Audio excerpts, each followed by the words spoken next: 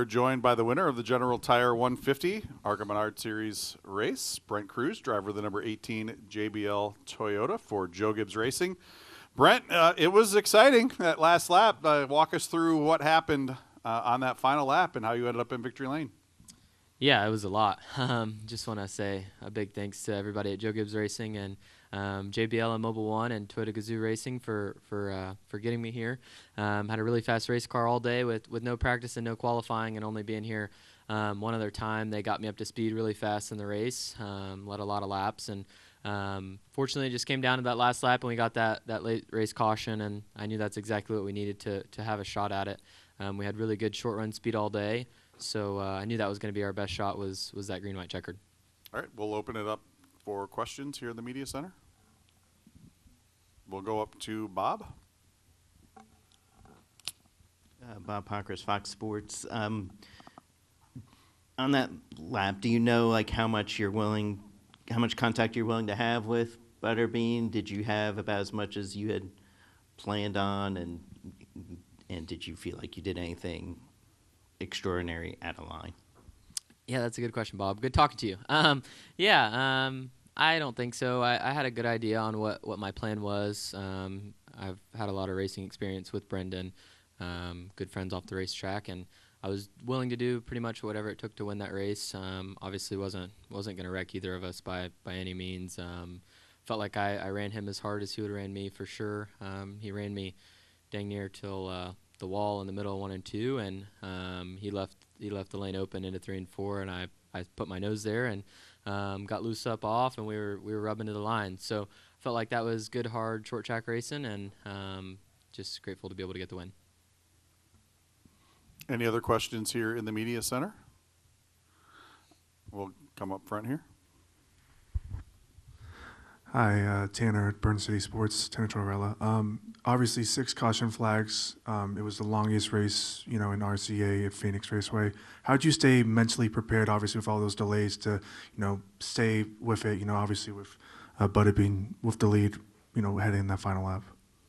Yeah, just keeping strong faith and praying about it, and staying engaged there. I have great people on the radio. I'm grateful to have Hirschman on the radio and everybody at Joe Gibbs Racing, Matt Ross, to be able to talk to me about what we needed to do to be in position to win there, and they kept me in it the whole race, even though obviously that was a long one. Staying engaged and letting me know like this race isn't over. And my guys told me with 3 to go, even when he had that big of a lead, that race was not over. And when I saw that caution light, I think I celebrated just as big as I did when I won. So I knew that was my last shot, and was grateful to get after it.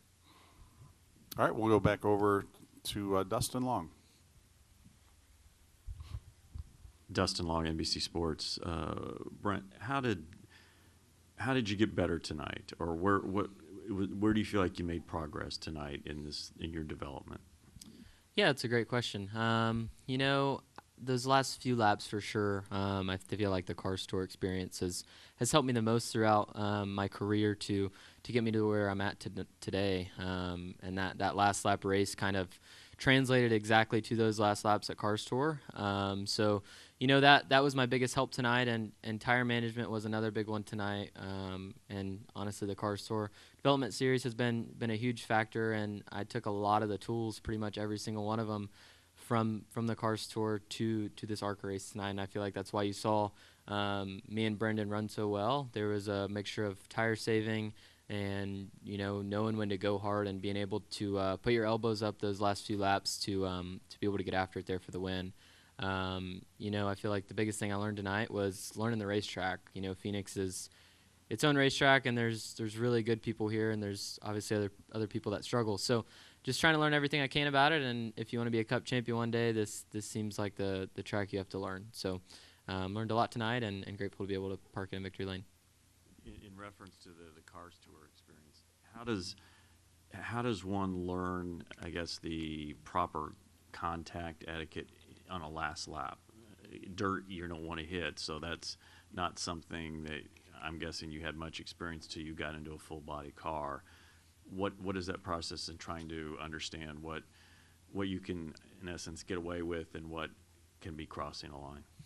Yeah, I grew up go-kart racing, so that kind of all started from there at a young age, and then kind of went away from that on the dirt side of things. So, yeah, the car store helped a lot. I feel like it depends on the competitor you're racing. You don't race everybody the same. You know, my rule of thumb is race how you want to be raced, and how I'm raced is how I'm going to race you back. So, obviously, depends on the driver. Me and Brendan have always raced really, really hard.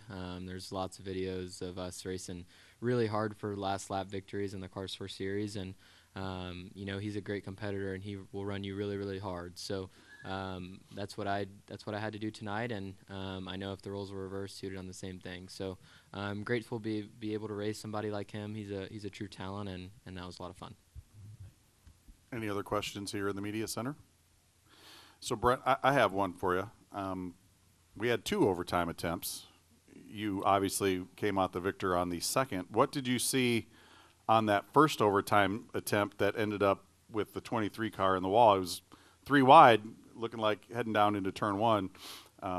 What did you see, and how did you think that was going to play out if we finished that lap under green?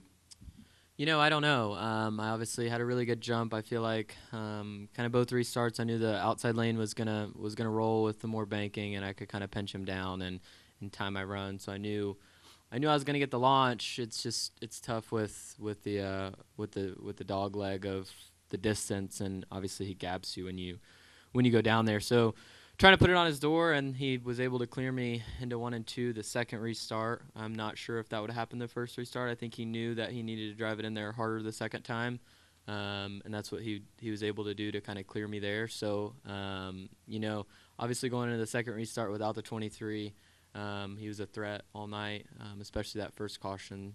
It's kind of a relief, and knowing that it's going to be me versus the 28 for sure that last restart. So you guys are on the same plane heading home. How's that going to go? I think it'll go fine. I mean, it was good hard racing, and I would have expected him to do the same.